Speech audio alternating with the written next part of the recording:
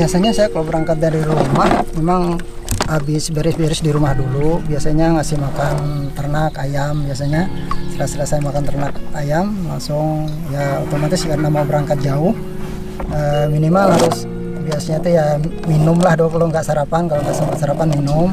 Dan juga tergantung cuaca. Kalau cuaca misalnya kelihatannya mau hujan, otomatis ya ditunda dulu berangkatnya. Cuma untuk kebiasaan tiap hari biasanya jam 7 atau sebelum jam 7 udah berangkat, Pak.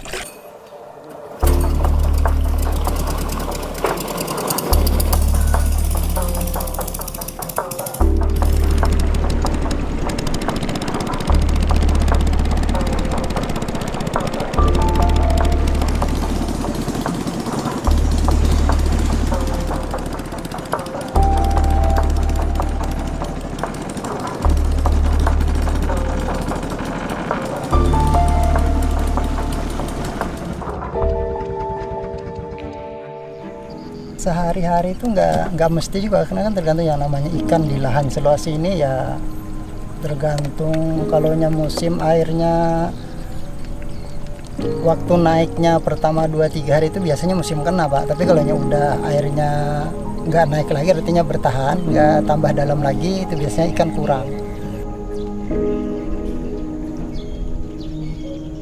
Biaya hidup ya yang namanya kita hidup yang jelas asalkan kita pandai bersyukur, insya Allah walaupun sedikit dapat ya artinya disyukuri. Yang sedikit cukup, banyak juga kadang dibilang cukup, dibilang lebih ya asalkan kita pandai bersyukur, insya Allah rezeki yang didapat bermanfaat, berberkah itu aja.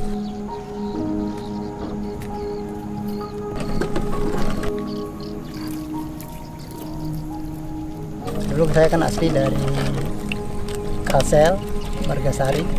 Nah, setelah tinggal di Berengbengkel, setelah berkeluarga, punya anak 1, menetap di Berengbengkel. Ya alhamdulillah masyarakat di Berengbengkel mempercayakan kepada kita pribadi untuk merawat masjid, istilah bahasa jadi kaum di masjid. Nah, dari sana pada awalnya melihat anak-anak di Berengbengkel untuk semangat belajar ngaji itu sebenarnya tinggi.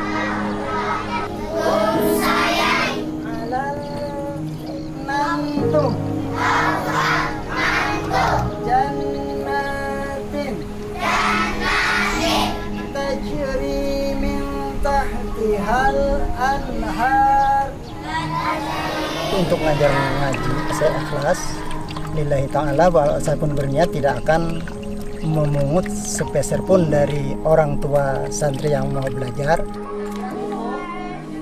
Alhamdulillah selama kita ngajar anak ngaji, sebagian sudah ada yang khatam Al-Quran, bahkan sesudah dari anak-anak sampai kemarin juga dari orang tua yang memang sama sekali buta aksara. Nah, berkeinginan juga ingin belajar, makanya waktu kemarin itu saya atur untuk anak-anak yang ikra dari habis sholat zuhur. Nah, untuk yang selanjutnya berikutnya kemarin yang sudah Al-Quran supaya tidak campur baur, tidak mengganggu yang lain. Nah, saya khususkan kembali di habis sholat asar, kemudian yang untuk ibu-ibu dikasih waktu habis sholat isya.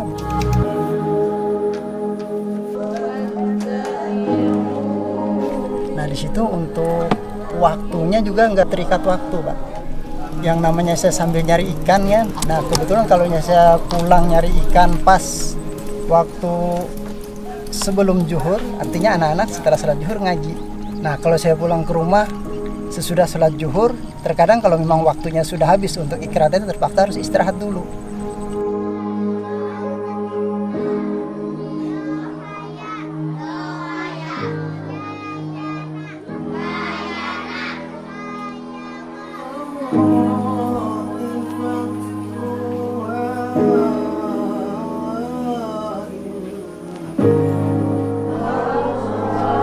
Harapan kita waktu pertama mengajarkan ngaji kepada anak-anak kemarin, melihat dari semangat anak-anak ngaji begitu tinggi. Artinya kan kalau sudah bisa baca Al-Quran, bisa ngaji, otomatis kemarin yang mereka nggak tahu apa-apa jadi tahu, itu yang pertama. Yang kedua, yang namanya mereka bergelut di lingkungan, artinya kan ngaji juga ibadah kan. Nah, otomatis mereka yang kurang begitu mengerti cara bergaul, akhlak sama orang tua. Kemarin sempat kita ajarkan kalau mau berangkat ngaji, yang biasanya kalau bahasa Banjar aku ikam, artinya kita terapkan jangan lagi harus ulun pian, artinya hormat sama orang tua. Artinya di situ mudah-mudahan dengan adanya walaupun sedikit yang kita ajarkan, artinya membangun akhlak ke depannya. Itu aja harapan yang paling utama. Mudah-mudahan nanti yang anak-anak yang sudah ngajar mengaji yang dulunya artinya dari musala ke musala, dari masjid, dari rumah ke rumah, artinya siapa tahu ke depannya nanti artinya sesudah kita generasi yang akan datang, anak-anak itu memang benar-benar artinya ada tempat yang memang khusus untuk mereka belajar dan memang khusus ada pengajarnya. Misalnya ke depannya ada setingkat misalnya madrasah, itu otomatis kan perlu guru, walaupun guru yang ada dipakai, tapi itu artinya tuh banyak sedikit nanti harus ada biaya.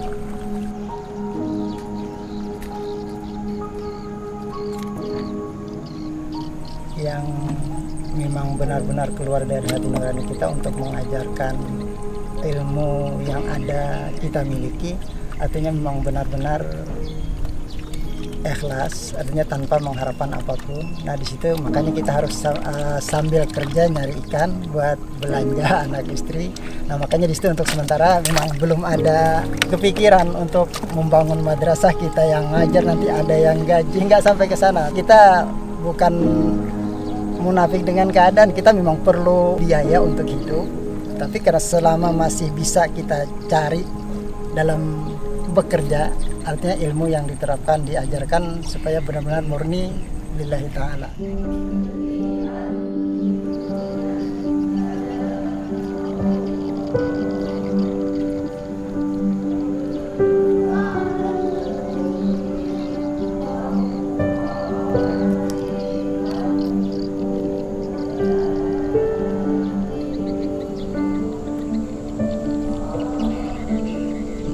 Mereka adalah hamba-hamba Allah pilihan yang telah mengajarkan Al-Quran di daerah yang begitu terpencil. Kita berharap masyarakat muhsinin, orang-orang yang berkecukupan bisa membantu mereka sehingga dakwah Al-Quran, dakwah Islam terus berjalan di bumi Pertiwi ini. Ustadz-ustadz di daerah yang jauh dari perkotaan, apalagi seperti ini, daerah Bereng Bengkel ini, umumnya sosok mereka itu tulus. Sehingga ketika pertama ketemu dengan sosok, misalnya kemarin kita sosok Ustadz Mahmudin, itu yang terbayang dalam hati kami adalah jiwa keikhlasan. Sosok yang penuh dedikasi, yang rasanya kami sendiri malu melihat diri saya.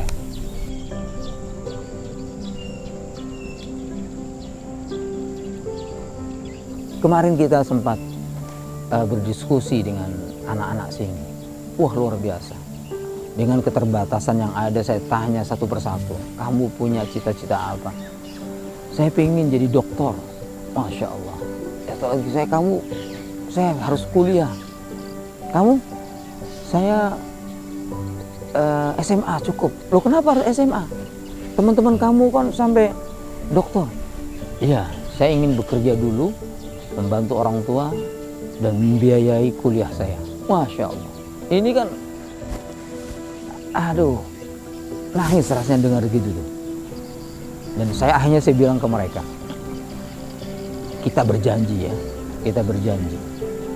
Saat ini kita ketemu, 10 tahun yang akan datang kita akan buktikan bahwa ketika kemauan kalian kuat, maka jalan akan terbuka.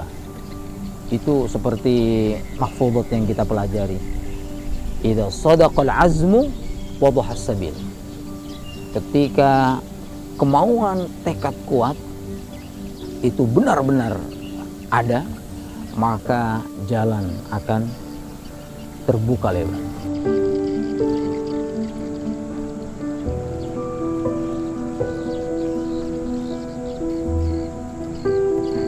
Memang forum pelayan Al-Quran didirikan untuk berkhidmat kepada Al-Quran. Segala khidmat, segala pengabdian kepada Al-Quran itu yang kita akan berikan. Contoh, kita sudah berbuat memberikan mushaf wakaf kepada pesantren-pesantren tahfidz. Sekarang ini kita ingin memotret dan ingin mengapresiasi para pengajar Al-Quran dimanapun, terutama di daerah-daerah pedalaman ini. Coba bayangin, kita kemarin menyusur sungai, danau yang rawa yang begitu luas itu, menyusur bersama seorang guru Al-Quran, Ustadz Mahmudin, di desa Berengbengkel, Palangkaraya ini, semata-mata ingin tahu apa sebetulnya yang dilakukan keseharian beliau ini. Nah, kita ingin memberikan apresiasi kepada guru-guru Al-Quran di sini. Dan dimanapun, guru-guru yang ada di pedalaman di Indonesia banyak sekali. Mungkin nanti kita ke Sulawesi, Irian, Sumatera, dan lain-lainnya, yang bahkan di Jawa pun masih ada daerah-daerah terpencil yang itu jauh dari pantauan masyarakat umum. Dan kita akan data mereka dalam sebuah laporan pertanggungjawaban yang bisa dipertanggungjawabkan, sehingga muhsinin ketika menitipkan donasinya, infaknya, kita bisa laporkan secara detail, disalurkan kemana saja. Ya, itulah yang bisa kita lakukan sebetulnya. Dan ini saya kira kecil lah, langkah kecil, usaha kecil. Tapi kita berharap bahwa Allah menerima dan menjadi manfaat, berdampak yang besar. Mungkin bisa menginspirasi lembaga-lembaga yang besar, bahkan mungkin pemerintah yang harusnya mengapresiasi ini.